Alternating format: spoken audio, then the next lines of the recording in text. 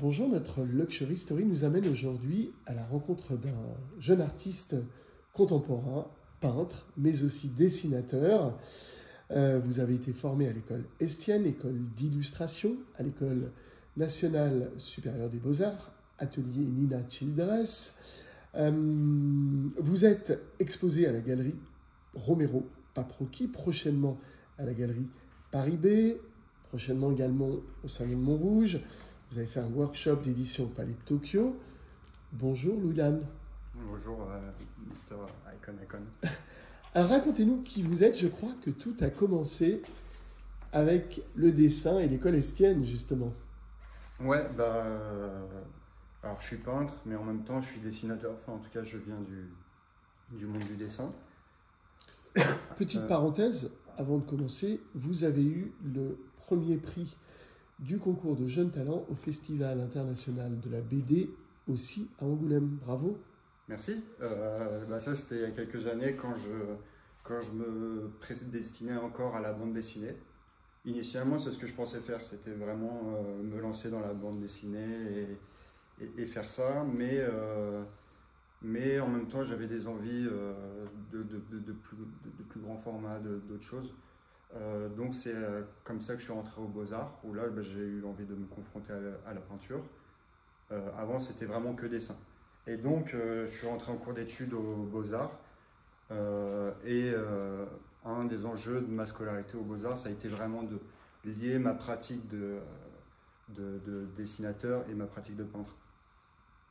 Donc j'ai beaucoup travaillé sur de la toile, voilà, je me suis confronté à ce support-là. D'ailleurs, j'en ai encore des toiles, mais j'ai jamais trop réussi à m'approprier ce support, qui est un support chargé ou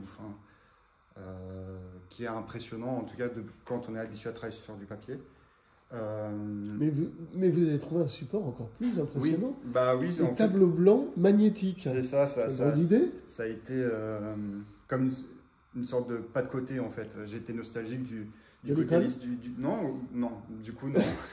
Mais j'étais nostalgique du côté lisse du papier. Un tableau Velleda, pour le coup, c'est bien lisse. Donc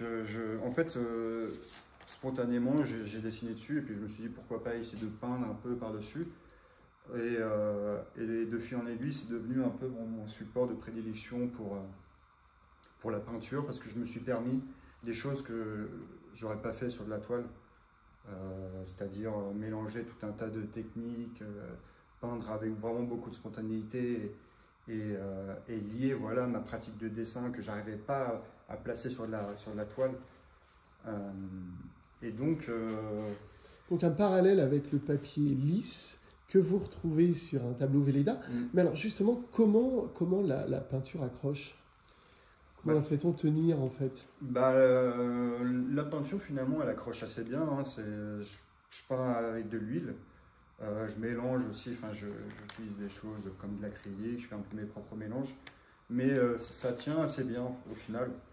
Je mets quand même une couche de vernis à la fin, de protection, pour retrouver ce côté plastique du tableau.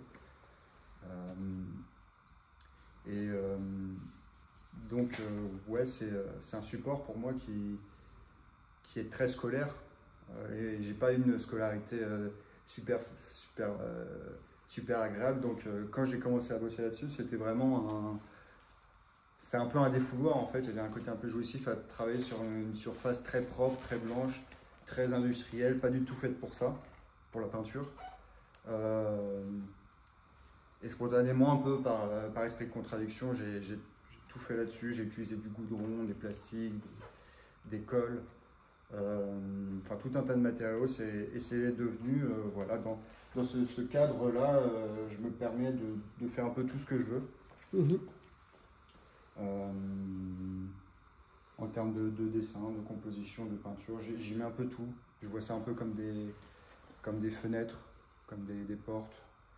Il y a aussi un côté un peu écran que j'aime bien, qui est lié à la résine que j'utilise. Il y a une multiplicité d'images, comme si on zappait sur plein de... Donc plein de points d'entrée possibles. ça. Il y a un côté très abstraction lyrique dans votre travail. Oui, oui, oui. En fait, quand je commence une peinture, j'ai pas d'idée vraiment trop préconstruite de composition.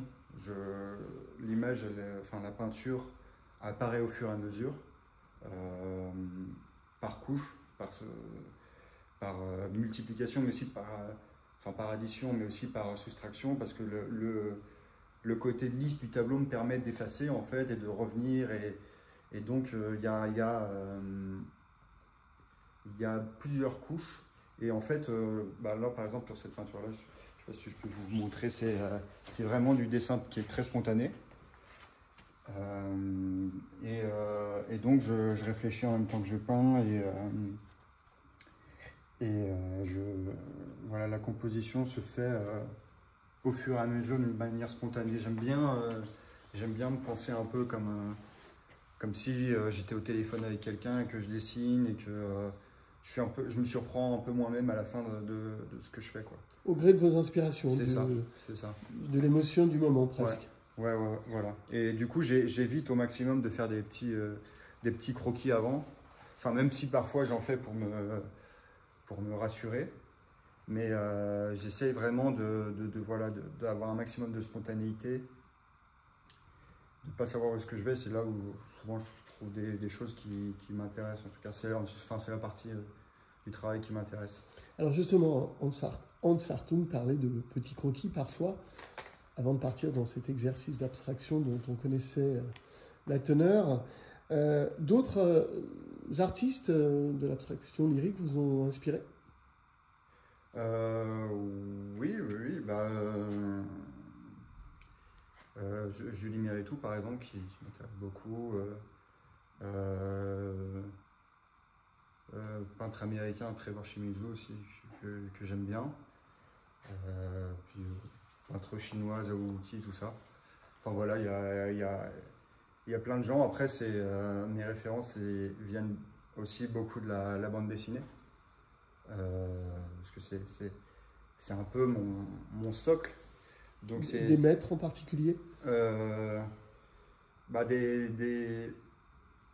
Oui, mais c'est des gens qui apparaissent pas forcément dans mon travail, mais des gens comme Blutch, Blin. Bon, après, pour le coup, Peyo, Axel Schtroumpf, ça apparaît beaucoup plus. Ce côté-là du dessin vers lequel finalement je tends un peu de façon un peu surprenante.